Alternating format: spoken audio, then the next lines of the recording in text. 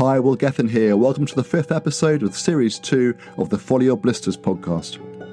In this episode, I talk with Dr Chris Johnstone, a pioneering resilience trainer and social and environmental activist, whose books include Find Your Power, 7 Ways to Build Resilience, and Active Hope, co-authored with Joanna Macy. In this conversation, we explore Chris's journey from burnt out and depressed junior hospital doctor to a wake-up call car crash which triggered him to train as a facilitator of deeply transformative experiences, leading to his emergence as the empowered activist, author and trainer he is today, making a valuable contribution to the well-being of people and planet. Enjoy the journey.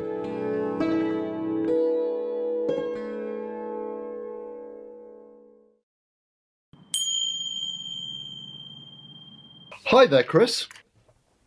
Hi, Will. I'm pleased to join you. Yeah, really pleased to have you on this podcast. How are you doing today? I'm good. Great. So you're up in Scotland? I am. I'm as far north as the southern part of Alaska, or southern Norway. And you're kind of up near Findhorn, aren't you? In a little village near Forres. I forget the exact name of your village, but... It's called Dyke. Dyke. We're about 8 miles from Findhorn, 4 miles from Forres. Great. So, yeah, we've, of course, been working together just recently on the publicity for the new 10th anniversary edition of your inspirational new book, or rather, new edition of Active Hope, book you co-wrote with the eminent US ecologist and Buddhist scholar Joanna Macy. And this book shares powerful tools, practices and inspiration to help people overcome eco-anxiety and rise to the challenge of addressing disturbing global issues like climate change, and in doing so discover a fresh sense of meaning and satisfaction in their lives. Chris, do you want to start by just expanding on this and giving a brief introduction to the book Active Hope and the new edition? Yes. So the subtitle, I think, really captures it. It's How to Face the Mess We're In with Unexpected Resilience and Creative Power. And that how to face the mess we're in. I mean, first thing is just to accept that it can be difficult. It can be difficult to really look at what's happening in our world right now. We're facing a combination of unimaginable tragedies. And it's not just what is happening, but it's also the trajectory that we're on, that there are well-established heating trends that however bad the wildfires and the heat waves and the floods and the droughts have been over the last year, we're heading for territory where things are going to get worse. And so how to face that without it's not just eco-anxiety. I think also common is eco-resignation, the sense of that this is too much, we're too late, we can't do anything anyway. And a kind of shutting down of our aliveness in response to disturbing information. And so what we offer is a transformative strengthening process that's been used in workshop form for decades, developed by Joanna Macy, an amazing woman who's 93 years old now, and developed this approach back in the late 1970s that has now spread around the world, called The Work That Reconnects. It's really about plugging into life, plugging into our vitality and aliveness, and finding our deep solidarity and inspiration and rooted passion to find and play our part. So that's how to face the mess we're in with unexpected resilience and creative power. And it's really about how we find and play our part in the larger story of responding to crisis in our world. Yeah, there's a lovely quote by Naomi Klein, isn't there, on the front cover, an endorsement for the book, where she says it's pretty unique, really, that this book in the way that it does look at how we can change ourselves so that we're strong and resilient enough to contribute to dealing with these big issues. She says, I quote, Active Hope fills this gap beautifully, guiding readers on a journey of gratitude, grief, interconnection, and ultimately transformation. Now, this journey of gratitude, grief, interconnection and transformation that Naomi describes is, of course, a journey that you have personally been on, Chris, as you stepped up to become an environmental and social activist and resilience trainer, making a valuable contribution to the well-being of people and planet. And hence the book draws on your personal experience of walking this road, as well as, of course, Joanna's. And having walked it, you now teach and guide others to go on this journey. So Active Hope is a manual for people who want to embark on that journey of change so they can show up and play their part in contributing to change. So, Chrissy, I'd love to explore this journey you've been on, a journey of effectively active hope, and through the lens of the hero's journey. And then at the end, we could wrap up with a few questions to bring advice and guidance for listeners who may be overwhelmed by the global issues that we face, and who may want to step up and actually do something to make a difference. So let's start with the call to adventure and dive into the journey. How did it all begin, Chris? What was the call to adventure that led you to take up your journey to becoming the changemaker you are today? And how did that come about? Yes, and it's interesting, that phrase, the call to adventure. I think of it as the calls to adventure, that it's happened many times, that I've experienced that motivational tug to go somewhere or do something. And in particular, in relation to what I see as my life work about producing resources and facilitating workshops and transformative processes that strengthen people's ability to show up and play their part in the larger story of facing our planetary emergency and finding our part to play.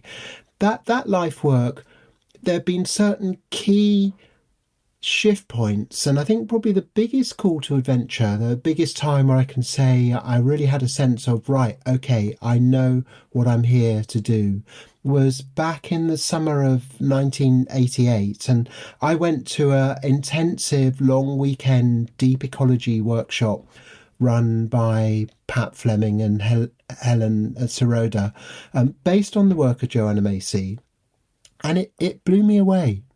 It blew me away. It was a workshop where we went on a process, a number of steps, but one of the key steps was asking what I mourn for in the world. And we had a whole process around a cairn of mourning where we found something out in nature and presented it in a big pile to represent what was being lost in our world and what we're mourning for. And for me, it was about mourning the children who die every day because they don't have enough food to eat. And the fact that it happens at all in this age where some people have so much money, they can go on recreational weekend trips into outer space, or not quite, outer space, but, out into space. While that happens, while it's like tens of thousands of people, tens of thousands of children die every day because they don't have the food requirements to maintain their health. I just think that's shocking. But it's one of those shocking figures that we can get used to and just accept, that's the way things are, children starve. And it was back when I was training to be a medical doctor in 1985 that I spent some time in Sri Lanka at a centre for abandoned, malnourished children, and I saw a starving child, a 2-year-old that looked like those kind of pictures of children with matchstick arms and legs. It was really one of those moments. Although it was shocking, I think emotionally, I didn't really process it. I didn't really engage on a kind of feeling level until that weekend workshop a number of years later, when I was asked what is it I mourn for, and I just cried for an afternoon. But also after that weekend, I felt like this incredible surge of energy and also kind of strengthened sense of purpose of, I felt what happened in that weekend was so important. It was really blowing away some of the resistances and obstacles I'd felt about playing my part. I just felt such a sense of possibility, and also my own kind of passion to play my part, that I thought, this is what I want to focus on. I want to focus on the psychology of making a difference, or the psychology of what supports our showing up to play our part. Thank you. Yeah, it's fascinating, isn't it? That whole scenario where you can be there like you were with, I think I read the Guardian article you wrote about it, actually, the situation in Sri Lanka where you were holding that starving child in your arms and although, as you say, it was shocking that the emotion and actually the emotional response to that didn't come until a sort of therapeutic workshop situation later. It's fascinating how that can happen, isn't it? How that mourning can be so deep, but it doesn't touch you at the time in the same way. Yes, and I think it's a common experience that people have something that is shocking, but it's almost like the shock gets somehow stuck inside us, and it takes another time. This is a lot of what happens in therapy, but it's not just therapy, because I didn't think of it as a therapy group so much as a transformative group. And therapy often is about somehow healing wounds, and there are wounds there's wounds in our world, but there's also a positive journey, which is not just about recovery from, but it's also about movement towards a greater sense of what we can be about and our potential, tapping into a deeper sense of purpose, but also a strengthened experience of capacity to follow our purpose. Because I think sometimes people have a kind of sense of what their call to adventure is. I'd love to do this or do something about that. But what they bump into so often is the feeling of, well, you can't, it's not possible. The common phrase, you can't change the world. I mean, if only that were true, if it was true that we couldn't change the world, we wouldn't have a climate crisis. It's because we can change the world and are changing it in the wrong direction that we're in the mess we're in. Yes. So that's what I felt was so important about this workshop, because it's not just the feeling side, which was powerful in itself, but it was the feeling side combined with really kind of on a number of levels tackling the powerlessness that can lead people and me to kind of feel like there was a limited amount I could do. I mean, I was engaged in activism, but there was something about a completely different sense of being plugged into the larger story. It's like it turbocharged my determination to play my part, and the sense of possibility that I could. Yeah, and so as you say, it's a really kind of critical and crucial moment in your life's journey, really, because that's informed really the basis of all your work ever since, particularly the work around the writings of Active Hope. Yeah, it's really informed that, hasn't it? That sense of the actual emotional response. Yeah. Absolutely. And I think this is why this hero's journey story structure is so helpful, because it kind of nudges us to focus on what are some of the key, I call them shift points. The shift point is where there's a before and after that are different. You can wake up in the morning and how you are when you go to bed that night is different to how you were when you got up. That something has happened, something has changed. And for me, it was that weekend, particularly from before that weekend to after that weekend, something changed in me. Yeah. And so I think of that was my, and it wasn't just the call to adventure also came afterwards, because it was the realization of the impact of this work and the decision that I want to do this. I didn't know how to do it back then. I didn't feel ready, but I knew I wanted to, and that I was going to set out on a process of training myself. It was just that clarity of like, okay, this is what I want to do. This is where I want to go. And so I need to begin the journey, the process of moving in that direction. Okay, great. So before we sort of dive into that journey and the process of moving in that direction, let's just turn the clock back a little bit and get a sense of your life and direction leading up to that important juncture in your life. Can you tell me a bit about your background up to this point, Chris, what your life was like and what your aspirations were prior to that cool moment? And also, I guess, Joanna Macy is clearly such an inspirational and pivotal part of your own life journey, maybe to get a sense of how you got involved in following her work and what attracted you to it.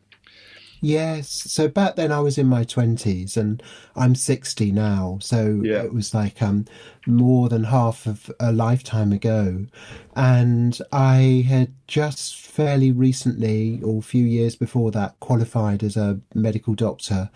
But I was so lucky when I was a medical student in my 20s. My partner, Anne, back then, like my first long term, deep, serious love relationship, um, she'd worked with Joanna. She'd been on one of Joanna Macy's very first intensive trainings in the early 1980s. And it was through her that I learned about Joanna Macy, that I got to read some of her books. And although actually at that stage I kind of dipped into, hadn't fully read her books, but I was aware of her work. And I, at the Glastonbury Festival back in 1985, I went to a 2 hour workshop based on her work. So that was like my first kind of taste of it.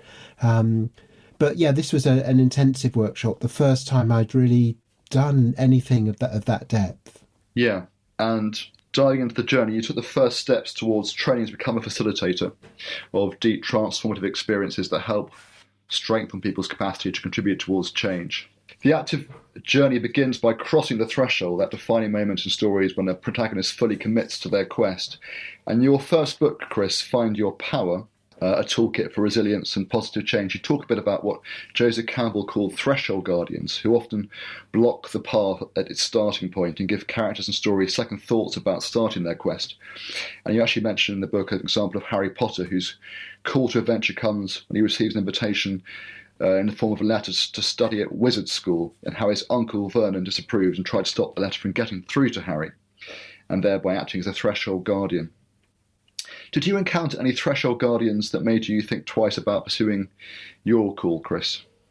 Sure. So one thing, so I went to this workshop with two experienced facilitators, and I was kind of a bit in awe of them, really. I thought, like, wow, how do they do that? How do they hold a space that allows people to feel safe enough to really touch into something, a kind of vulnerability, and share at such a deep level, but also where the net effect of this is such a powerful, deep level shift. I thought, like, how do they do that? And I thought I felt completely ill prepared. I had fears of my own emotions, and let alone anyone else's. And I felt like I was I'd seen something that I thought was important, but I didn't know how to do it.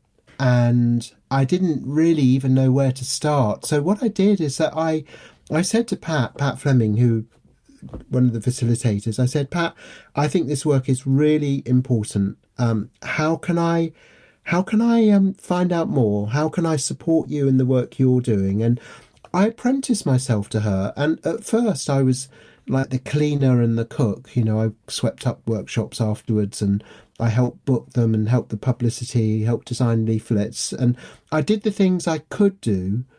But then I also I watched and participated. And I think that's the way to learn any skill, is just by engaging with it, sort of particularly being alongside people more experienced and watching how they did it. And so over a number of years of working with Pat, I moved, initially just the kind of enthusiast who was in the background and helping clear up afterwards and do the cooking, to somebody who was much more alongside Pat as a co-facilitator. But yeah, there were lots of threshold guardians along the way. Lots of times I thought, I can't do that. I'm not ready. I'm no good at this. And I think what's so helpful about that term threshold guardian is it normalizes the experience of not being ready, and just says that that's part of the journey. You'll bump into things that you think, I can't do that, it's too difficult. What about this or what about that?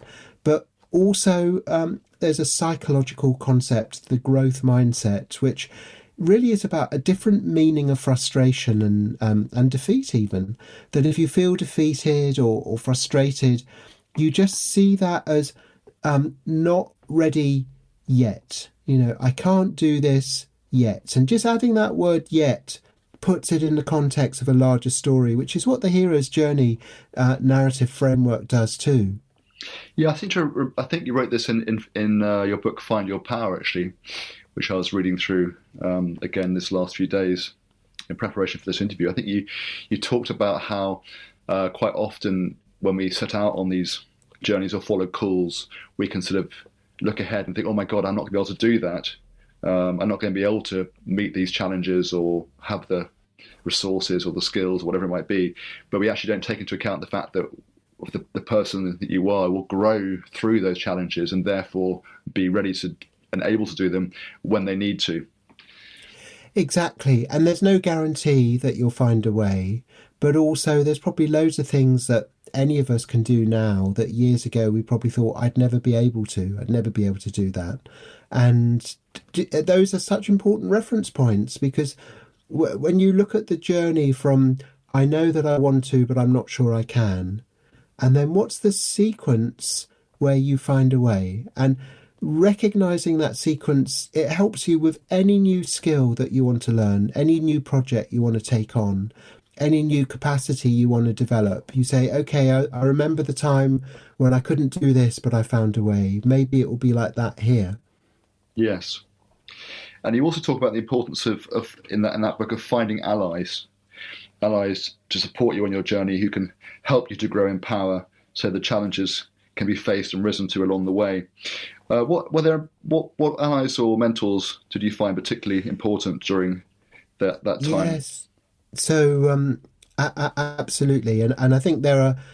I like the idea that you see in so many great stories, whether it's Lord of the Rings or Harry Potter. It's the gang. You know, there's a group of people who join together to go on a shared journey, and at the heart of that are deep friendships and the loyalty that comes with friendship. So there was a group of 4 of us who we got on well, and we thought we'd plan to do workshops together. And so we did. We developed a facilitation team, and what I love about that is, you know, it might feel like that's too many people to run a workshop, but the thing about this kind of work, it's not so much something you do to people, it's something you do with people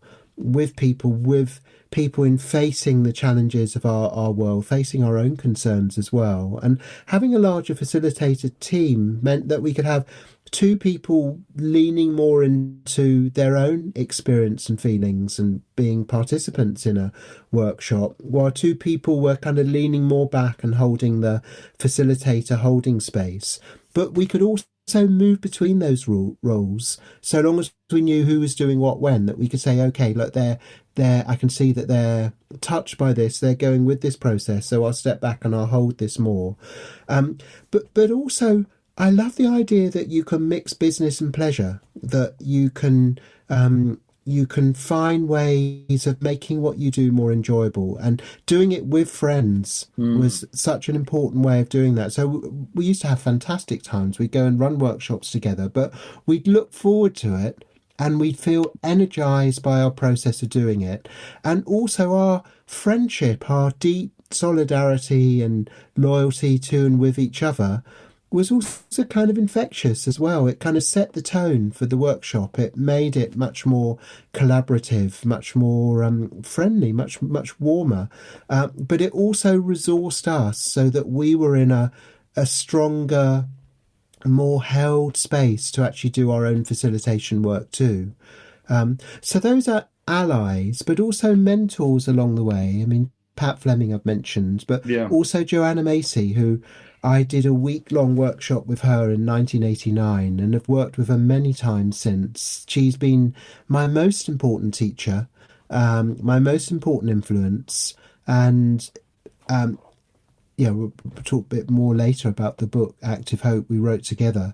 But she's been a very important influence, but also many others too. You know, that's the thing about recognising that I didn't feel ready to do this kind of work, really made me more eager to learn. So I went on a whole period lasting over a decade, really, of seeking out one training after another. And in that, there were some very important teachers and mentors along the way. And maybe one more that stands out as an important one?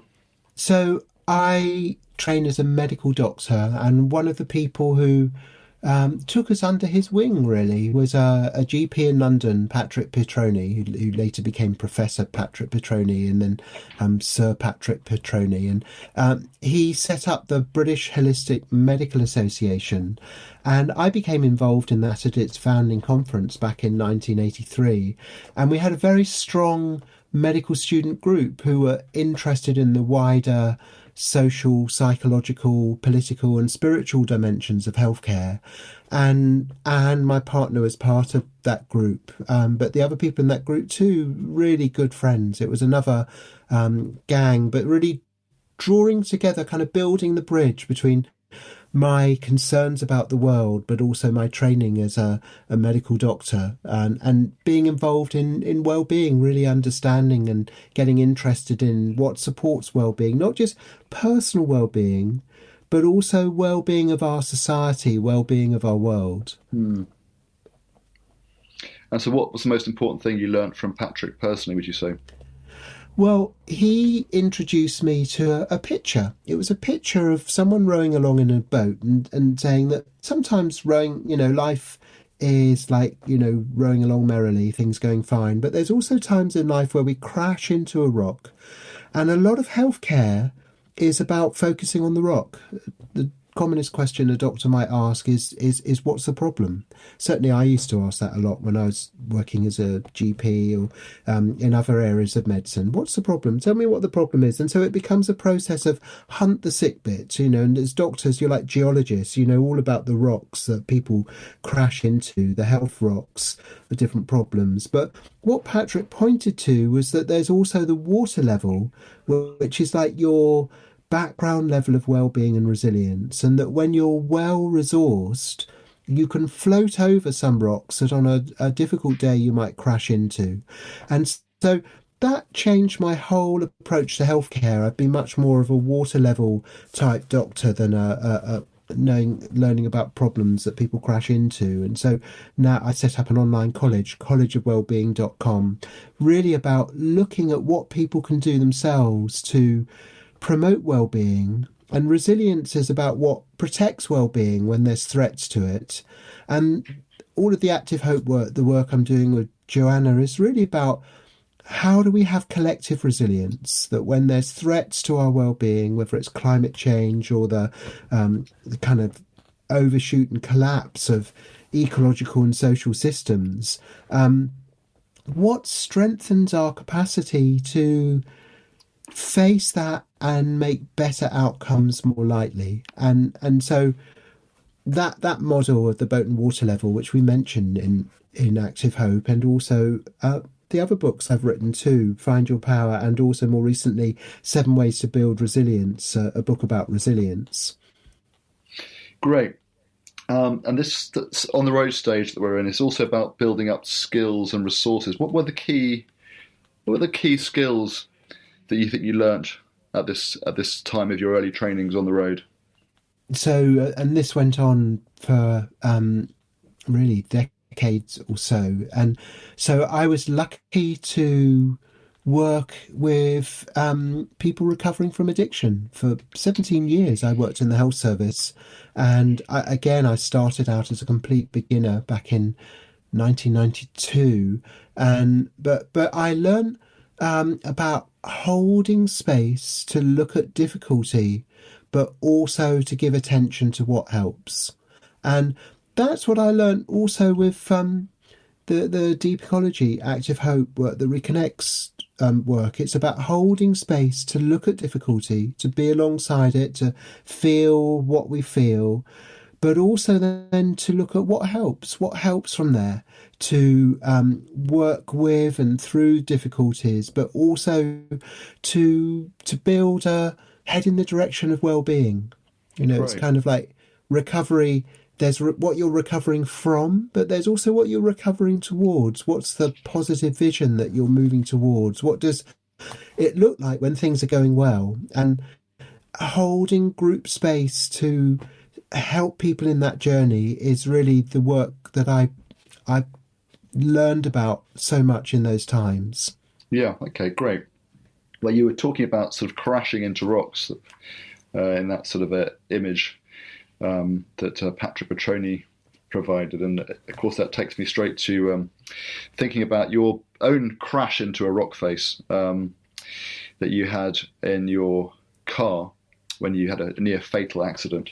And in a way, I think we're probably now entering the dark wood stage of the journey territory, where a place of crisis can lead or be a doorway to transformation, which sort of reflects what you were just saying, really about looking for where we're heading towards and the positive hope where we're going.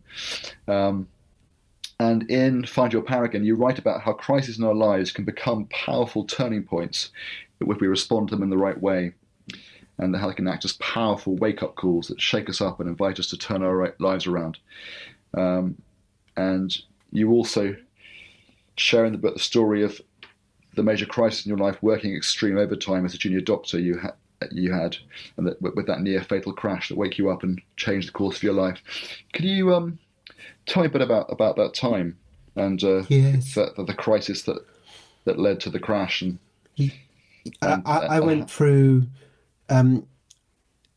particularly about 2 or 3 years of really, it was hell. It was a horrible period of my life. A friend of mine refers to them as the crying years. And there was an absurd system where junior doctors would work these incredible hours. Like my contract in one job was for an average of 88 hours a week, and so an average of 88 hours a week would mean it would be much more than that some weeks. Some weeks I work 130 hours in a week. There's only 168 hours. This is unimaginable for me. Yeah. And while I wasn't on my feet working every minute of that time, I was on call. And so even when I went to bed, I had the bleep that might go off at any moment. And some jobs were much busier than others. There were some jobs where there was one job I did a weekend shift from Friday morning till Tuesday afternoon. It was because we'd be on call every Monday night. And so when we do the weekend, we work, not just during the day, but round the clock we were on call. And in one of those stretches of 104 hours, the longest stretch of uninterrupted sleep I had was about 90 minutes. And actually, wow, I spent it was absurd. I mean, really severe sleep deprivation. And I actually spent a week at work when I was doing the child delivery job, obstetrics. I spent a week at work with a portable EEG recorder that's measuring my brainwaves while at work, because then it provided proof of how much I was sleeping, and it showed these long stretches of over 30 hours at a time with hardly any sleep at all, and also brainwave changes characteristics of severe exhaustion. And it's dangerous, really dangerous. It's a wonder how you even got out of bed or functioned at all, really. Well, I mean, at that time, there were cases of junior doctors. There's somebody who was about the same age as I was then, and is about 27, who died suddenly, that sudden death syndrome, after working under conditions very similar to me. And it was such a shock. I thought that could be me. Wow.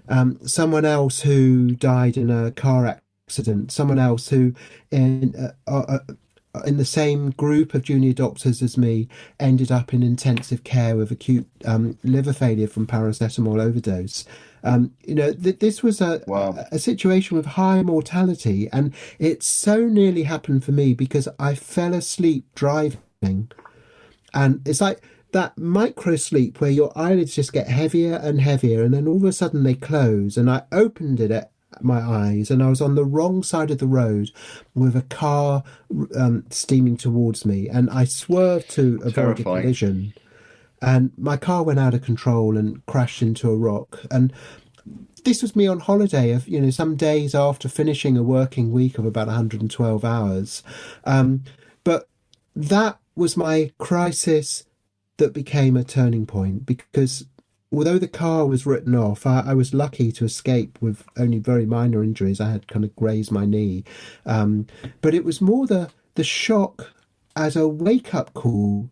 It really told me very clearly that if I just, like in my driving, drive on and on and on without adequate rest, I'm at risk of crashing again. And I just thought, this is not just uncomfortable, it's life threatening. And so when I got back from that holiday, I handed in my resignation. I left, but I still had a couple of months to work out my notice on the job. And in that time, it was an awful time. I had suicidal thoughts. I was deeply depressed.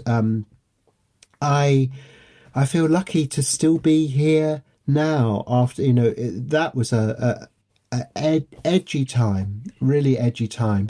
But it's so interesting because I also look back on that now as part of my training. Yeah, absolutely. Because I run courses about burnout prevention and burnout recovery. I run courses about what helps us when we're facing those times of extreme adversity. And that my own experiences of that were among my own formative and transformative experiences. Well, I can absolutely resonate with that. And, you talk in your book as well about, working with people with addictions and how recovery often begins with a crisis of hitting rock bottom. And that was obviously your rock bottom, wasn't it? But certainly I had my own sort of drinking and drug issues in my late 20s, and it took a series of wake-up calls, which I kind of mostly ignored, and then the final one was actually getting my teeth smashed in by a taxi driver, which at the time you could have looked at as being an awful thing, but when I actually looked in the mirror in the morning and saw the blood all over my shirt and looked at the sort of state of my face and my eyes, and I just had a moment of just thinking, oh my God, I have to stop this. I have to give up drinking, which Yes. I knew I had to do, but it wasn't until that moment that I knew I could finally do it. I didn't know how to do it or what I needed to do, but that moment it was just clear. Okay, enough is enough. I'm gonna go down the tubes completely if it doesn't stop. Yes. And thank goodness that you have those moments of just clarity, the kind of light bulb moments where things come into view that have been pushed out of you before. And I think that's one of the ways that crisis can become a turning point, is that when it acts as a wake-up call, when it pushes something into awareness that had been pushed out before. And so it sounds like, we both had our I think of them as transformative dips. Yeah. Dips that change you. And there's a great phrase, post-traumatic growth. So post-traumatic growth is where you go through a traumatic experience. Yeah, it somehow, exactly, it strengthens you. It leads you to seek out new skills, new learnings, new allies, new relationships, new contexts, but it also, it's a point where you say, I've had enough of that. I'm going to turn away from that and I'm going to turn towards this. Hi, this is Will here again. That bell was just to alert you that we're going to take a quick break so I can tell you about the different ways to listen to and engage with this podcast. I really hope you're enjoying this episode. For Series 2, I'm releasing episodes monthly on Wednesdays on Apple Podcasts, Spotify, YouTube, and all major podcast channels where you also can subscribe. Any ratings and reviews on Apple Podcasts would be greatly appreciated, as they really help to let others know about Follow Your Blisters. And don't forget, we're spelling blisters with a double S on the bliss. To find out more about this podcast and the hero's journey, please head to my website, consciousfrontiers.com, where you can sign up to the monthly newsletter for news and updates and follow our social channels. Thanks for listening, and now let's get back to the journey. I wonder, did you view your depression at that time as a dark night of the soul, like as an opportunity for healing and spiritual transformation, rather than just as a sickness that needs to be medicalized?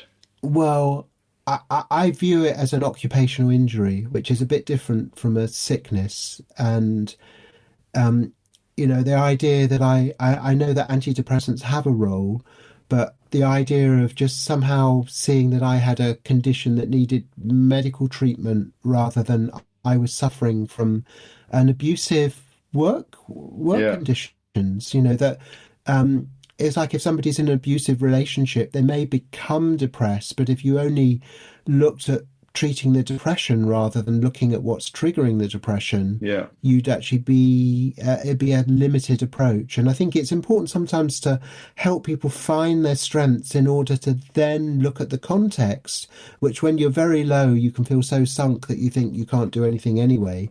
But actually, that's what's needed to change. And so I became very active in the campaign of junior doctors to improve working conditions, and took my health authority to court, had a big long court battle over that, which although many of the top lawyers of the country said at the time that it was a hopeless case, didn't have a chance, we actually won that case. Yeah, that was amazing, wasn't it? It took you about 6 years, I believe. And yes, 6 years and 10 hearings in the court. And you were told it was hopeless, and there was no way that you could ever change it. And your first, I think the first lawyer you consulted said, not a hope, you can't begin to win this case. And then the second lawyer said the same. Yeah, and then you had a friend who then volunteered to support you for free because they really believed in the cause. Was that right? Yes, Mary Stacey, who's a judge now. I'm always going to be grateful to her for her generosity and also her fine legal mind that said, I think there could be a way. I think there could be a way, and we were very lucky with some other lawyers who stepped forward, again on a basis of offering their services free of charge at the time, said it'd be nice to be paid, if we do get funding, but we're just going to go ahead with the case. And but what that really taught me was that the voice that says no way, this can't work, is sometimes wrong. Yeah. And when we hear people who say, oh, you can't change the world, you can't do this, you can't do that, I call that voice Professor No Way. Professor No Way is the very clever voice. It's a threshold guardian that says there's no way this can work out. There's no point even trying. But just to recognise that Professor No Way is sometimes wrong. You can have the voice that says there's no way, but you can then find a way.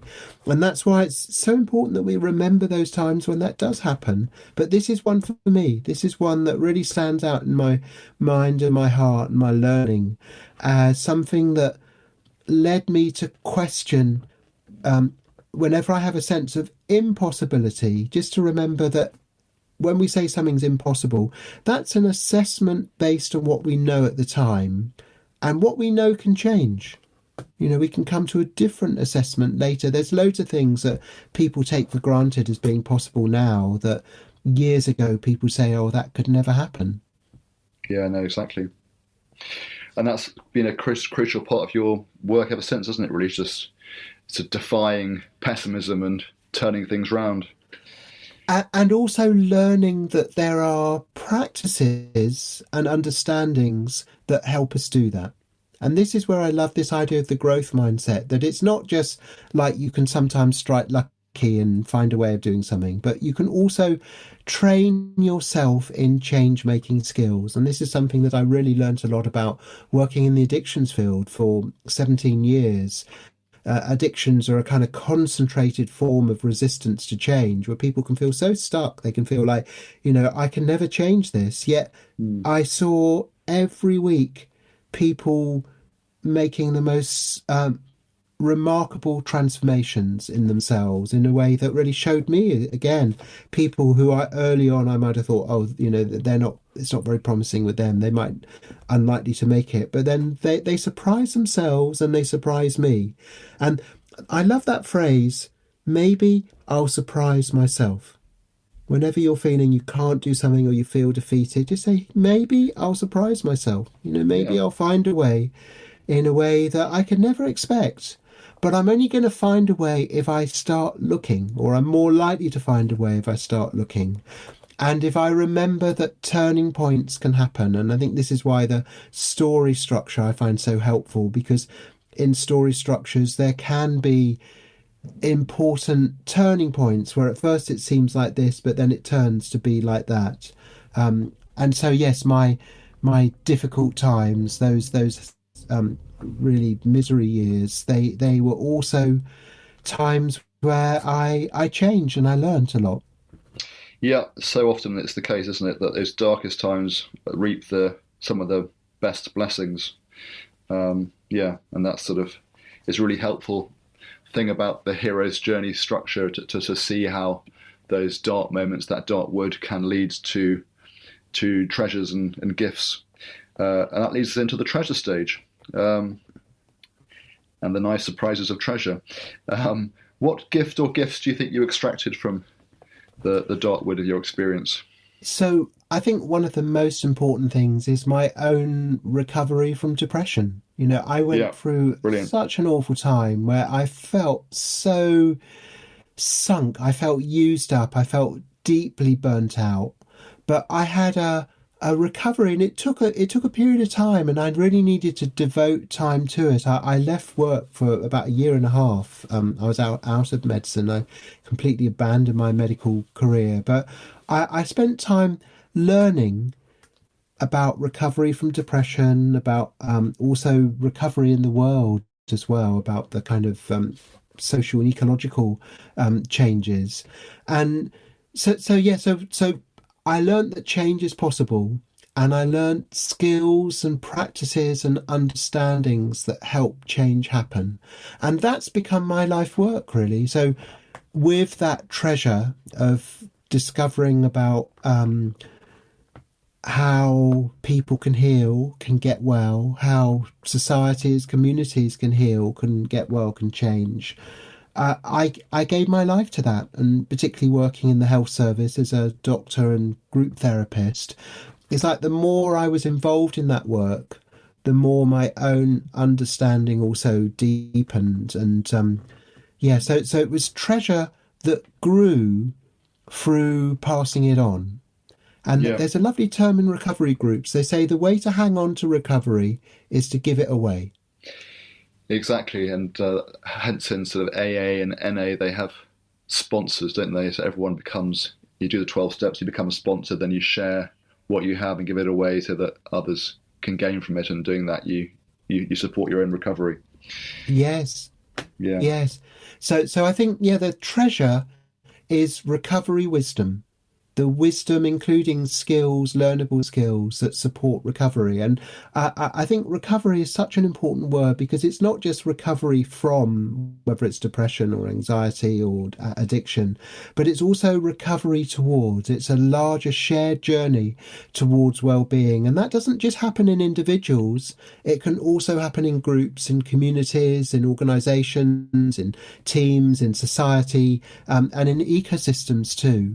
And that's what I really got from the Joanna Macy work, which it's so interesting. There'd been this kind of parallel learning journey around personal change and personal recovery, but also collective change, collective recovery of our world. And there's such rich crossover, two-way crossover between those two fields.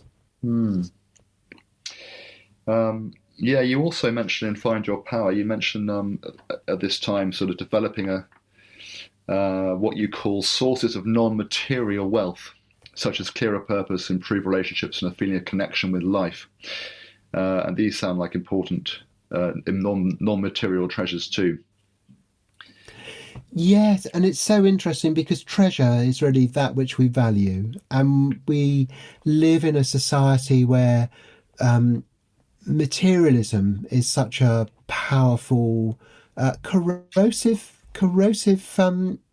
thought habit, really. This idea that treasure is all about gold and jewels. And just reminds me of the story of King Midas, who, ancient story from Mediterranean country, where King Midas had this, what they call the Midas touch, where everything he touched turned to gold. And he thought, wow, I'm so incredibly wealthy, I can turn this into gold and turn that into gold. And then his daughter came down one morning and gave him a hug, and she turned to gold.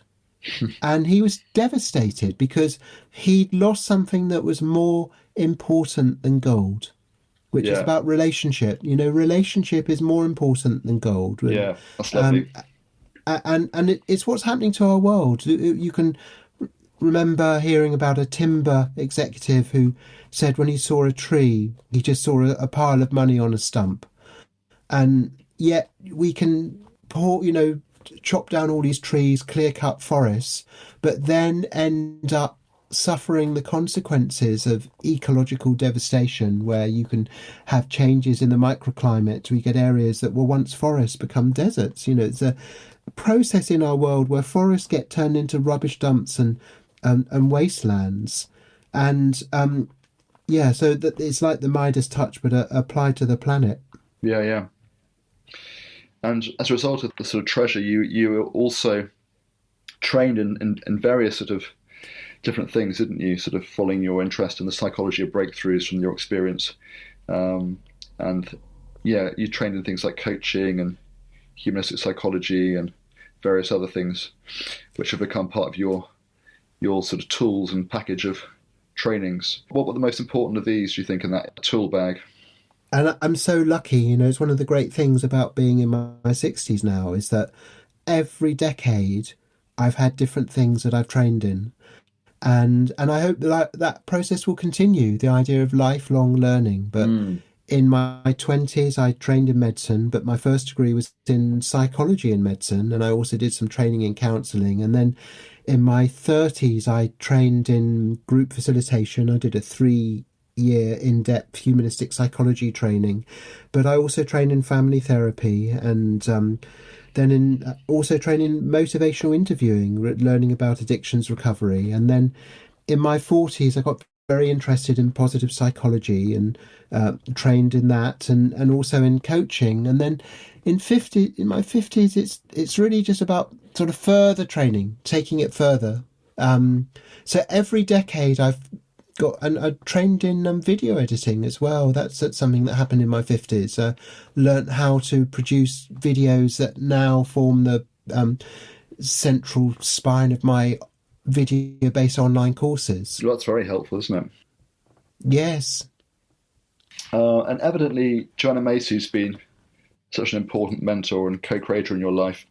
And I know there's an important meeting between you and Joanna in Bristol. I think it was in 2008 when she came to the UK, and that led you to collaborating together in the writing of Active Hope. Do you want to explain how that came about, that Yes. collaboration? So think of this, there's the treasure and then there's also the return, which is bringing it back and sharing it with the world more. And by 2008, I'd been working with Joanna for about 20 years and involved in this work and trainer in the work that reconnects. And I knew she was coming to the UK, and I booked some time with her. I said, I'd really love to spend some time interviewing you about what you've learned in response to the question, what helps us face concerns about the world and give our best response. And I recorded that conversation, and it became very much a two-way sharing of what we'd found valuable, what we'd learnt. And it was so rich that I thought, this is great. Let's continue this. So when Joanna went back to the States, we continued the conversations over Skype. And I proposed to her that we collect our conversations and gather them together and turn it into a book. And that evolved into Active Hope, which came out we started in 2008 and it was published in 2012. And now the new edition in 2022. Yes, so it's ongoing, which I love the new edition, by the way. I mean, I was so pleased with the first edition, but thanks, Will. No, it's a wonderful book. Really, real honour to work with you on it.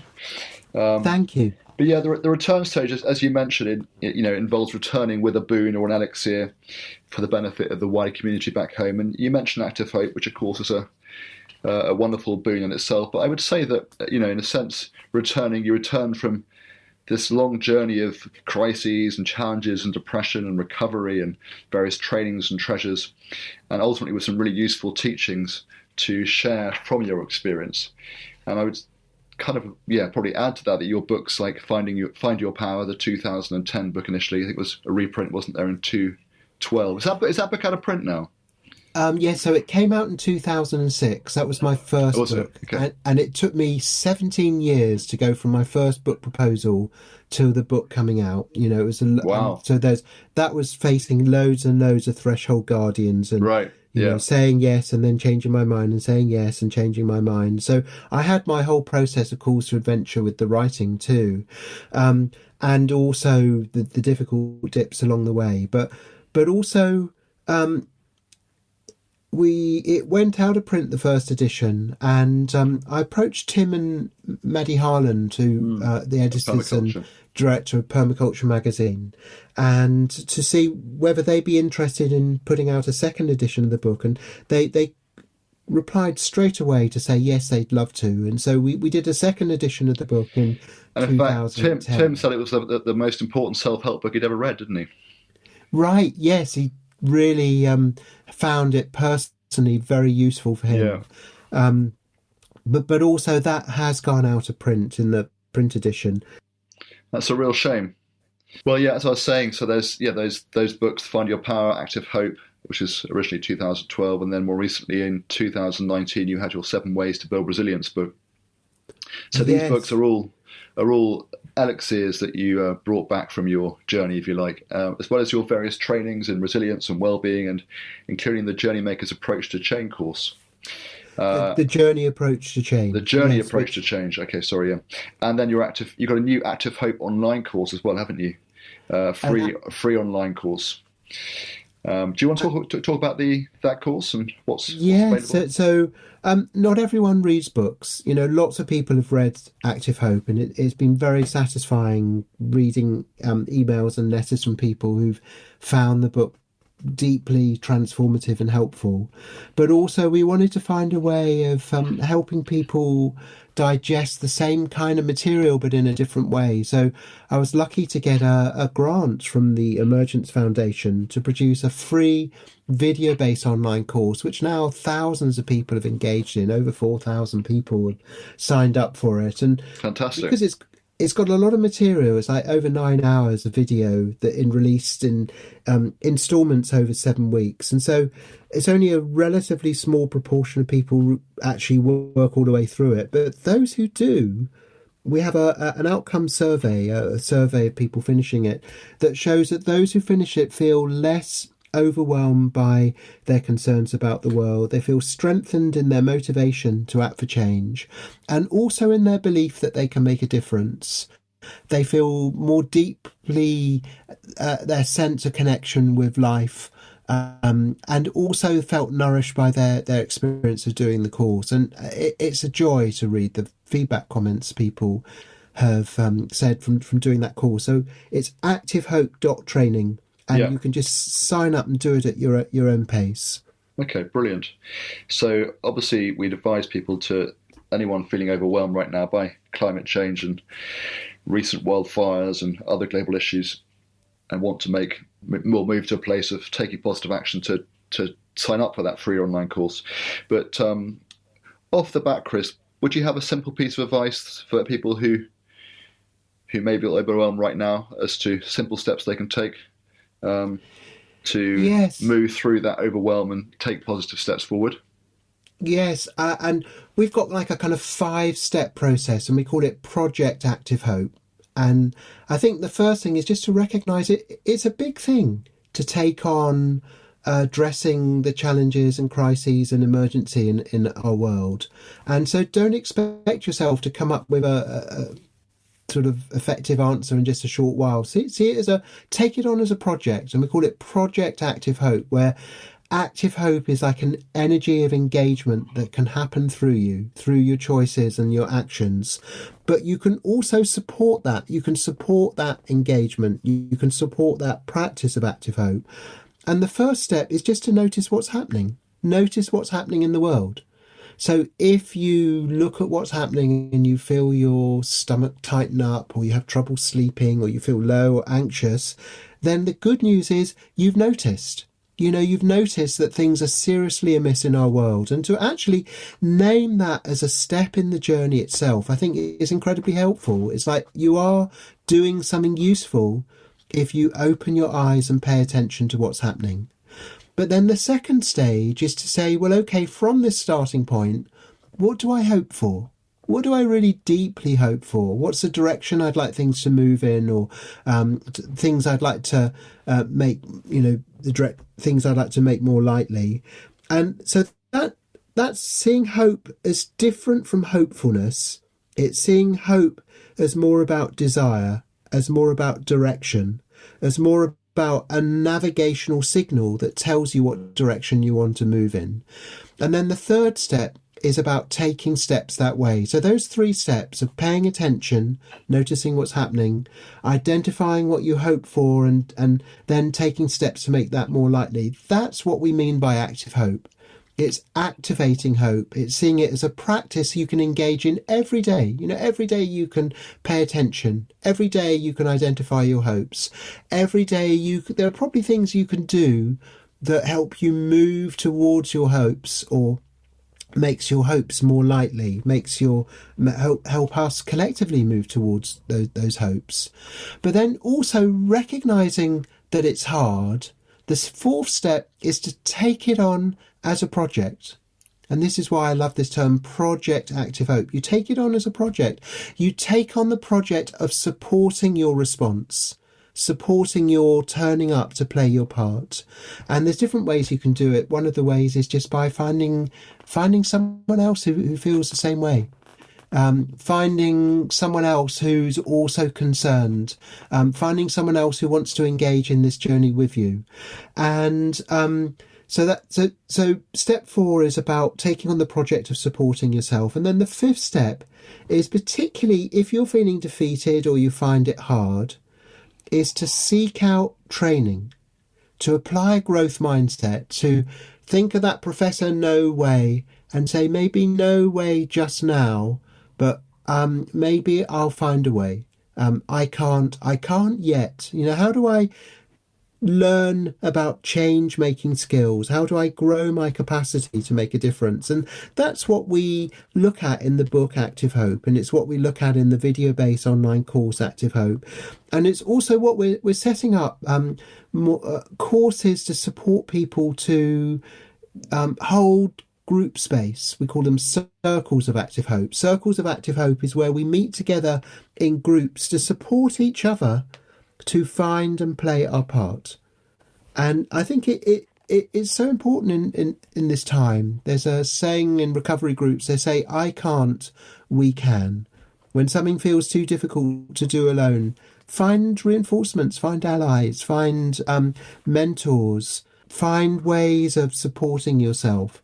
And I think this is one of the tasks of our time. There's tackling climate change, but there's also growing and supporting our capacity to show up and play our part in that tackling climate change and so many other issues.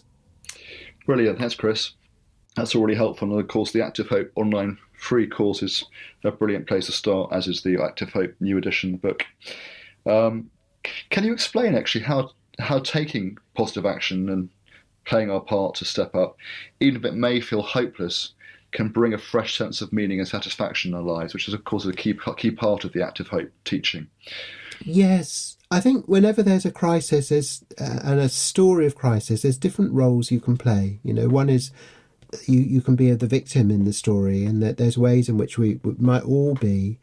But there's also ways you can be the bystander. The bystander is the person who's aware of what's going on, but perhaps doesn't feel there's anything they can do. And both those victim space and the bystander place are very uncomfortable places. You can feel somehow like life energy is far away, and a more engaging role is that of the protagonist who wants to move something forward, who is fired up by a cause and wants to play their part. And I think there's a real parallel between what makes a good story and what makes a good life. Yeah. That you need to have a plot you have your heart in, where the stakes matter to you, what's at stake matters to you, and where you can play a role even if you can't see what that role is right at the start. And if you can't see what that role is, if you have a sense of I want to but I'm not sure how, then you begin a journey of seeking out the insights, the understandings, the skills, the allies, the implements, the things that will help you, the helping factors. that strengthen your ability to play your part. And this is what we've been talking about in this conversation now, how that's been my journey. There was a time when I knew I wanted to, but I didn't believe I could. I didn't see how I could. But I started that journey of seeking out the training, the allies, and gradually, step by step, here I am. It's years later, but I look back and there's a wonderful psychological feeling. I call it afterglow. Afterglow is the feeling of satisfaction after you've done something you feel good about. And It's a form of non-material wealth. And actually, I think it matters much more than gold. We need a certain level of material wealth to meet our basic needs. But once they're met, having vastly higher levels of wealth doesn't actually necessarily improve quality of life. In fact, it can lead to its own problems, can lead to people being absolutely isolated.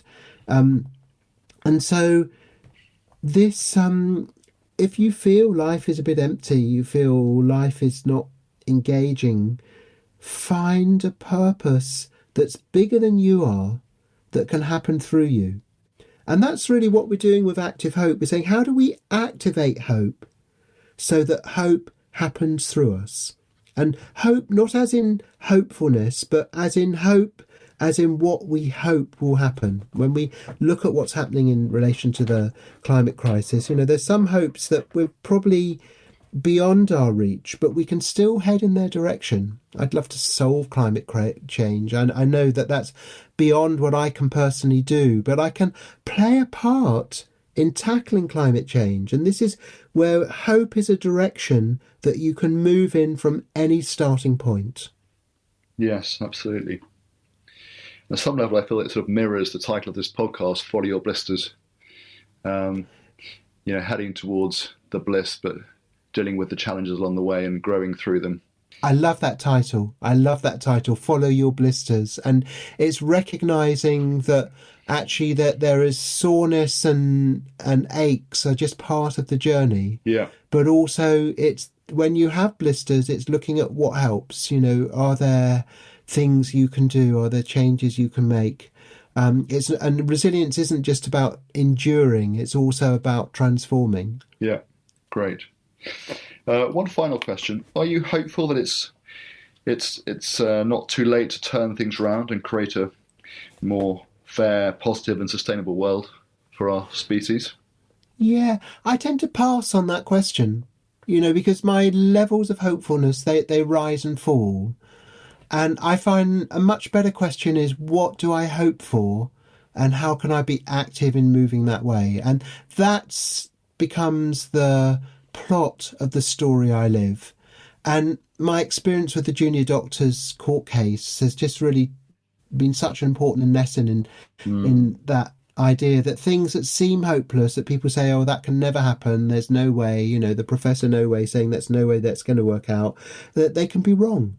And what's important is actually what matters. What do I really hope will happen? What matters to me so much that I'm prepared to move in its direction and make an effort to head that way, even if it doesn't look entirely promising. It's so important. Importance is more important than whether or not I think it's lightly or easily achievable. Because you can have things that are easily achievable, but they head in the wrong direction. Yeah, absolutely.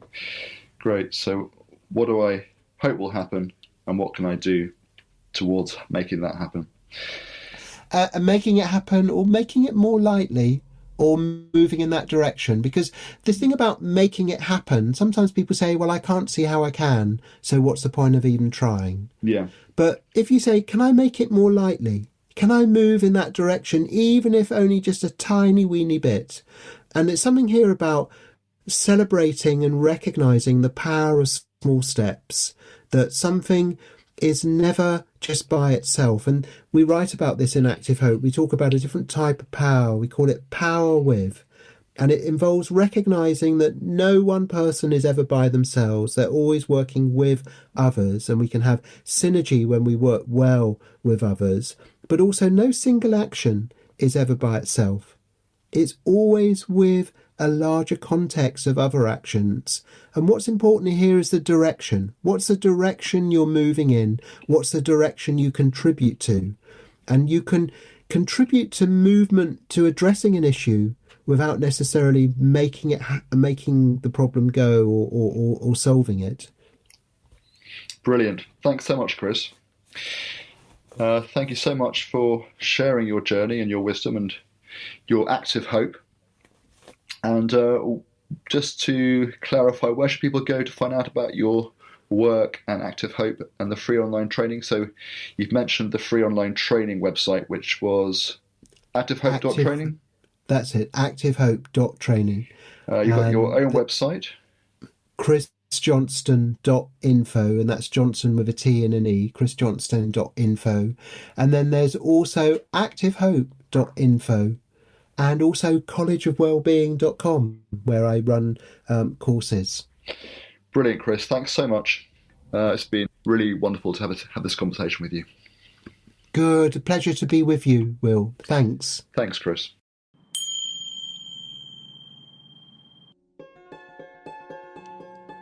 Thank you for listening to this episode of Follow Your Blisters, produced in association with Conscious Frontiers. I'd like to say a big, heartfelt thank you to Isaac Nichols for editing this podcast series, to Michael Tyak for the music, and to our wonderful partners, which include the trailblazing New Consciousness magazines, Resurgence and Ecologist, and Kindred Spirit, the UK's Frontier Restorative Festival, Medicine Festival, and here in Glastonbury, the vibrant Red Brick Community Enterprise Hub, and also GFM Radio, who've kindly lent us their recording studios.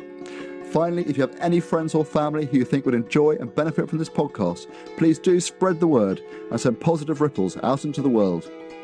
Thanks a million.